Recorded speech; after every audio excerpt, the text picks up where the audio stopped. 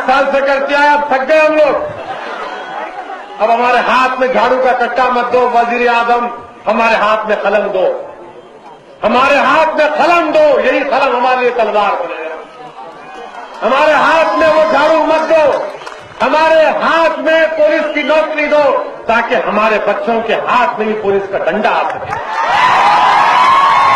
हमारे हाथ में वजीर आजम, हमारे हाथ में झाड़ू मत दो, स्वच्छ भारत की बात मत करो, हमारे बच्चों के हाथ में वो डॉक्टर का स्टेथोस्कोप दो जो हमारे गरीब लोगों का इलाज कर सके मुफ्त में।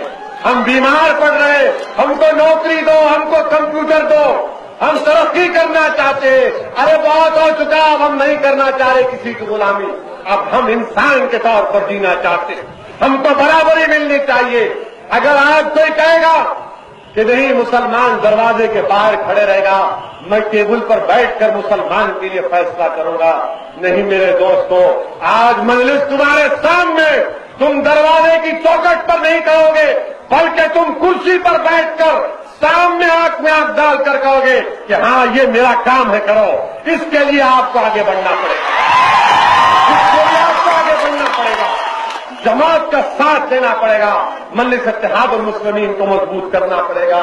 और मेरे अजीज दोस्तों, अब तो आजकल हर जगह टीवी पे मैं नजर आ रहा हूं।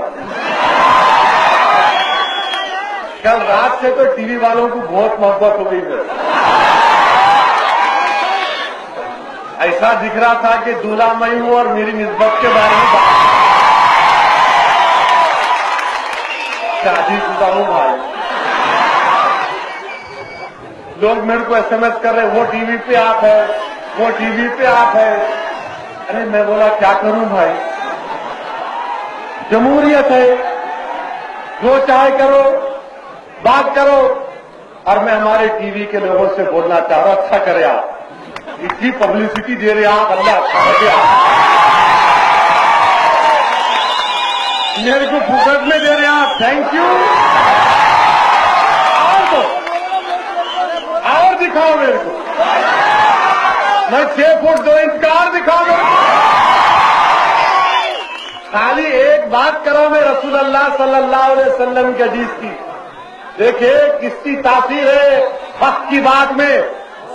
एक कुरान की आयत का जिक्र करे, एक बुखारी की हदीस को बयान करे, तो देखो हक ये होता है कि सारी दुनिया उस पर बात कर रहा है। ये कैसा बोले इन्हों, कैसा बोले, कैसा बोले, कहां से बोले, अरे बोलते बाबा, हमारे मुंह में हमारी जबान है, आपकी जबान है क्या? हिंदुस्तान का कॉन्स्टिट्यूशन, हिंदुस्तान का आइन, दफा 19, दफा 25 मुझे इस बात की पूरी इजाजत देता कि मैं अपने मजहब पे चलूं, अपने मजहब की तालीमात दीगर अपने वतन के सामने रखूं। मैं किसी मजहब का खिलाफ नहीं हूं, ना था न रहूंगा। मैं हिंदुस्तान को एक मजहबी मुल्क के तौर पर नहीं देखता, हिंदुस्तान को मैं ऐसा मुल्क देखता हूं जहां पर सब मजहब के मानने वाले रहते, जहां पर सबको इजाजत है अपने मजहब पर चलने की। मुझे भी इजाजत, मुझे भी कुरान की आयत को बयान करने का हक हासिल है, मुझे भी रसूल अल्लाह सल्लल्लाहु अलैहि वसल्लम के हदीस को बयान करने का हासिल है, मुझे तमाम को दावत देने का हासिल है। आप कबूल करिए या मत करिए, मैं क्या कर सकता हूं?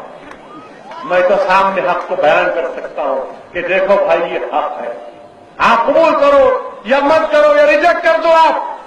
मगर आप बोलेंगे नहीं ऐसा नहीं कर सकते, वैसा नहीं कर सकते।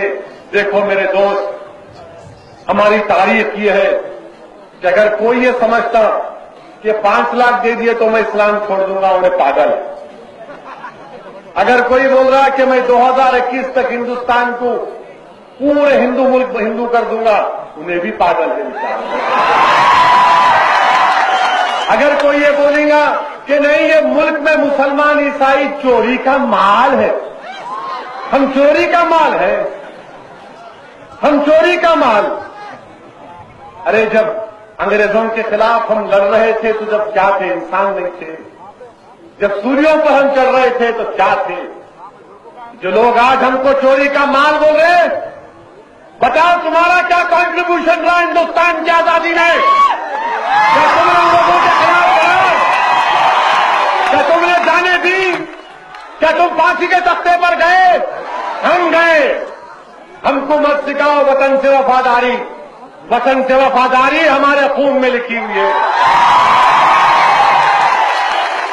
اور کوئی آ کے بول رہے نہیں ہم چوری کا مال کرتے. کہاں سے لائے بابا ہمارے کو؟ یاد رکھو ہمارے ایمان پر ڈاکہ کوئی نہیں ڈال سکتا. تاریخ گواہ ہے کہ صہیب رومی رضی اللہ تعالیٰ عنہ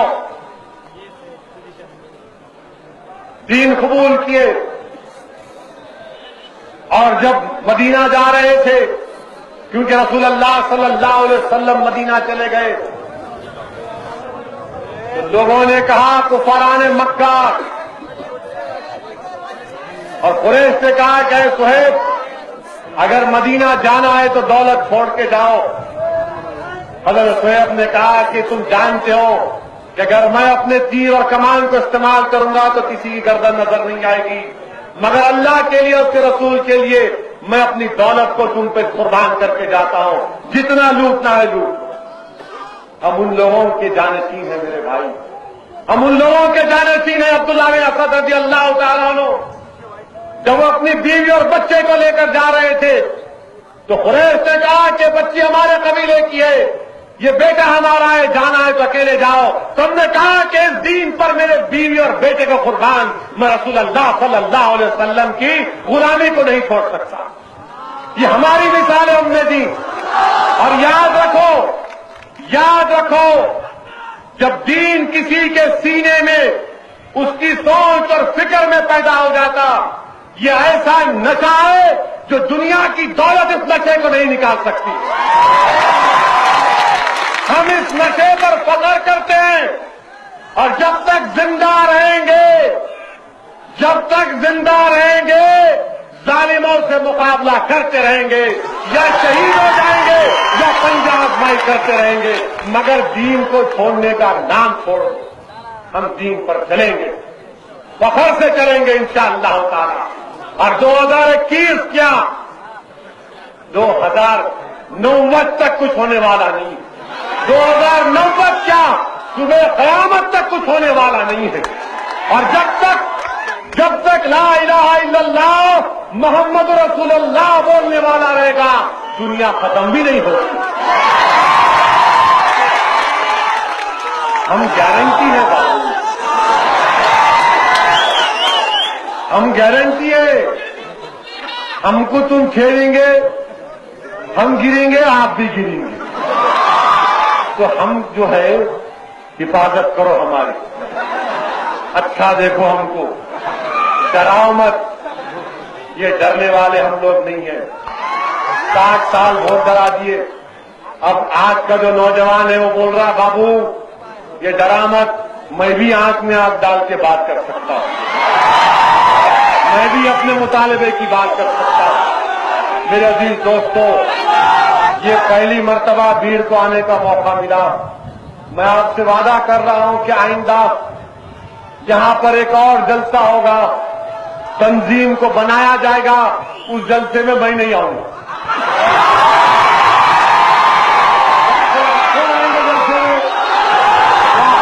الحمدللہ رب العالمین.